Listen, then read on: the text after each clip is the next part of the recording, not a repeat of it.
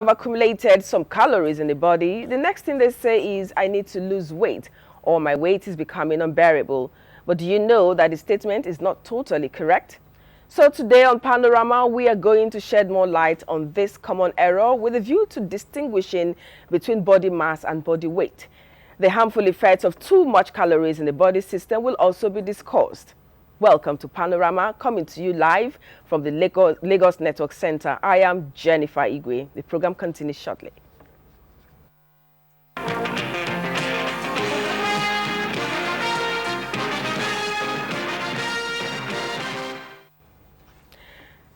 President Muhammadu Buhari has expressed Nigeria's formal appreciation to the Islamic Development Bank for its robust intervention in critical sectors of the nation's economy. Exchanging views with the president of the bank, Dr. Ahmed Mohamed Ali, the president was particularly delighted at the willingness of the institution to support agricultural development. State House correspondent Adamu Sambo reports. President Muhammadu Buhari described the intervention by the Islamic Development Bank in the country's education, healthcare, water supply, and infrastructural development projects as a clear indication of its soft spot for Nigeria. "We cannot thank you enough," he told the IDB chief, who is about to retire after 41 years of meritorious service to the bank. The president, who also cited several projects being funded by the bank in some states of the federation, promised that Nigeria, as one of its top owners, will quickly honor its obligations to the bank by clearing the backlog of unpaid subscriptions. He also commended the IDB group and other friendly countries for their magnanimity to the nation's internally displaced persons. President Buhari used the forum to play up the giant strides being recorded by his administration in the development of agriculture as part of efforts to diversify the nation's economy. He expressed optimism that Nigeria will not only achieve self-sufficiency, but also export rice and sugar in the next few years. The president of the Islamic Development Bank, Dr. Ali Madani, who described as promising the nation's agricultural development initiatives, expressed the willingness of the bank to support the project as well as other economic enhancement initiatives. He congratulated President Muhammadu Buhari for the successes recorded in the fight against corruption and terrorism, saying further assistance will also be made by the bank in the Northeast rehabilitation, reconstruction, and resettlement drive. From the State House, Adamu Sambo, NTA News. Minister of Finance, Kemi Adeosun, has asked the Islamic Development Bank to support the reconstruction of the Northeast that has been devastated by the Boko Haram insurgency. This was at the inauguration of the bank's Country Gateway office in Abuja. Leah Katung Babatunde reports. The Islamic Development Bank was established in 1975 in Jeddah. The international lender has approved several projects in the country, both federal and state partnering to achieve development. The opening of its Gateway Country office in Abuja is believed to be an initiative that takes this partnership a notch higher.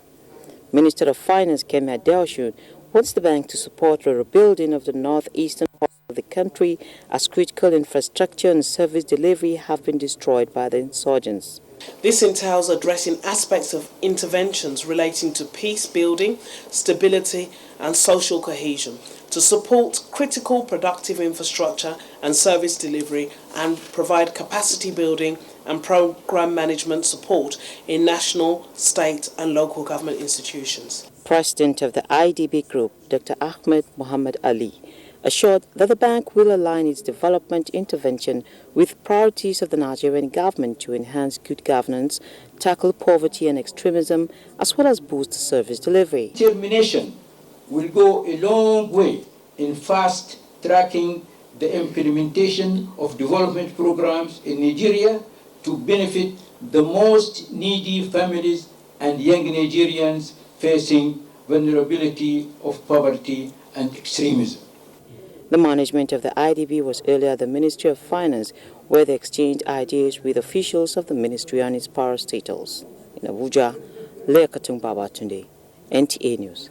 Nigeria's Vice President Yemi Osinbajo is advocating more collaboration amongst African nations to enable the continent have a strong voice on international engagements. He stated this while playing host to the Vice President of Liberia, Joseph Boakai, who commended Nigeria's democratic transition as a reference point for Africa. State House correspondent Jide Onifade reports. It all happened during the visit of Liberian Vice President Joseph Boakai to Vice President Yemi Osinbajo. As Vice President Osinbajo stated, the two countries should look for ways to benefit each other. He observed that there are Nigerian business people that can invest in Liberia, suggesting the creation of a bilateral economic council that can bring business interest from both countries together. While noting the important task for African governments to create enabling environments for agricultural and industrial development, the Vice President noted that the people depend on what government is able to do for them. The Liberian Vice President, in his remark, commends Nigeria, saying Nigeria remains a very important big brother to Liberia. He says Nigerian had made a lot of sacrifices, including through ECOMOG and the United Nations mission in Liberia. Vice President Boakai, who regarded the visit to Vice President Osinbajo as an expression of friendship and brotherhood, says Africa now is looking forward to good governance, free and fair election, and peace throughout the African continent. Nigeria, he says, is leading by example. The transition was free and fair, and there's peace in the country. We believe this is the way that African countries should begin to conduct business. I think our people are tired of conflict. We want development, and that's what we should be doing. Professor Joseph Boakai, who has been Vice President of Liberia since January 2006, says he is also gearing up to contest in the coming Liberia's presidential election as president in 2017. In the State House, Jide Onifade, NT News. Down to security matters, more than 20,000 persons abducted by Boko Haram insurgency have so far been rescued by the military. Chief of Army Staff Lieutenant General Tuku Buratai explained this to newsmen in Kaduna shortly after inaugurating the Army Officers' Wives Education Facility. Mohammed Lawal Baba reports. He said there is no going back on the rescue operations against the backdrop of recent calls by Nigerians for the government to dialogue with the insurgents in the northeast of the country. Lieutenant General Buratai appealed for useful information that will boost the rescue operations. This rescue has been ongoing. Literally, we are doing our operation. We are looking for any information that will lead to the rescue of anybody that has been abducted in the past. Meanwhile, the Chief of Army Staff had earlier visited headquarters of one division, Nigerian Army Kaduna, where he had meeting with officers and soldiers of the division.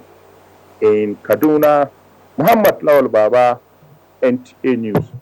Foreign affairs experts, the academia, diplomats say the gradual transparency being introduced into selection process of the next Secretary General of the United Nations is a good omen for the much expected reforms of the world body. Speaking at a one-day roundtable conference organized by the Nigerian Institute of International Affairs in Lagos, they also expect African countries to push for a more democratic Security Council that is friendly to Africa.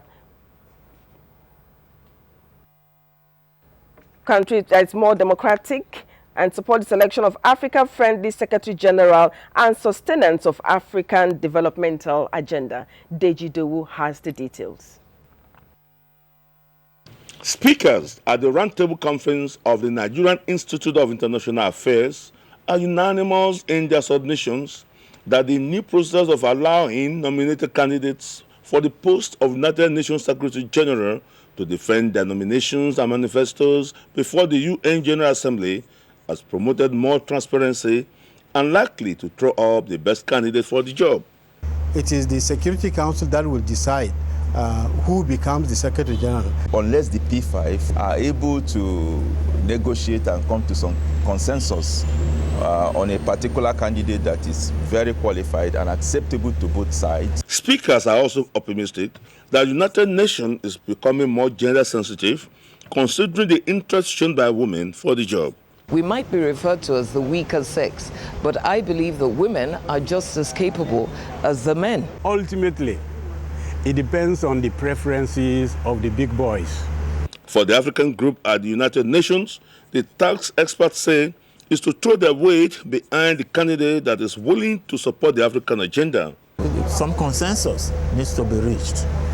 It is no longer a situation in which one country can say this is what we want. The Roundtable Conference is NIIA's contribution to the ongoing global debate on who among the 10 candidates will eventually emerge as the 9th Secretary General of the United Nations. In Lagos, Digital NT News. The greatest single factor that can improve the status of women in any society is education. This was emphasized by speakers at the 41st International Conference of the Counseling Association of Nigeria. Joy Ken Abakboya has details. UNESCO report has put literacy among women in Nigeria at 54%. This is despite various interventions by government, local and international groups to educate the girl child in Nigeria. Improving on these statistics and uplifting the plight of the Nigerian woman is the focus of the conference by the Counseling Association of Nigeria, tagged Counseling, Women's Health, Education, Empowerment and Sustainable Development. We felt that counseling has a role to play and that our women need to be supported psychologically, emotionally. Speakers at the event insist that Nigerian women are still being marginalized and denied equal rights to basic education, economic advancement and governance. Girl child education has been adopted as an instrument by excellence for any national development. It is important to continuously sensitize, educate, inform and enlighten the global community about the emerging trends and paradigms of women's requirements. Participants at the conference have this to say. Women are the most resourceful of all human race. So everybody must make sure that women they get education. Create the awareness that women are so important that they don't need to be neglected. The 41st International Conference of the Counseling Association of Nigeria attracted participants from the 36 states of the Federation.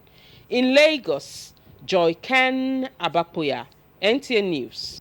Thank you, Joy. It's time to take a break for some messages. Panorama continues shortly. Please stay with us. Nigerians, our fearless officers and men of the Nigerian military are winning the war against Boko Haram. Today, all occupied territories have been recovered and Boko Haram has been degraded. Our affected brothers and sisters are getting their lives back. However, they are now after you and me. In our mosques, churches, schools, motor parks, markets, entertainment centers, and public gatherings. Be vigilant. Be security conscious. Report suspicious persons, objects, and movements to the police and other security agencies. The security of our nation is a duty for you and me. Nigeria unite against terrorism. This message is brought to you by the Federal Ministry of Information and Culture.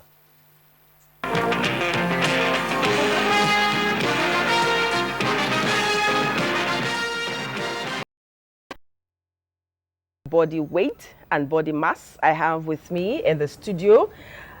He was a winner of the Nigerian Media Merit Award in Science in 2001 and an expert in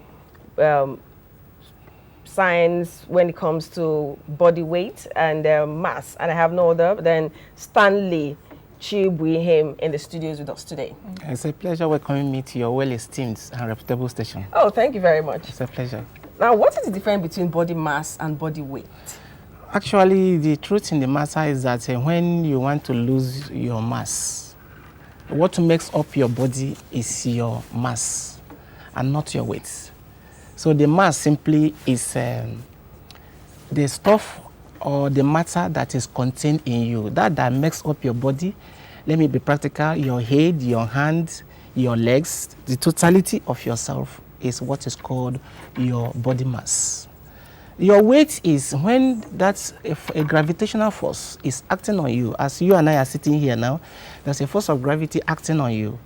When you multiply that force of gravity, when you multiply that acceleration times the mass, they get your body weight. The two are not the same. And over the years, there have been a misconception. People have been mixing the two for one for the other. And the mass generally is measured in kilogram, while weight is measured in Newton.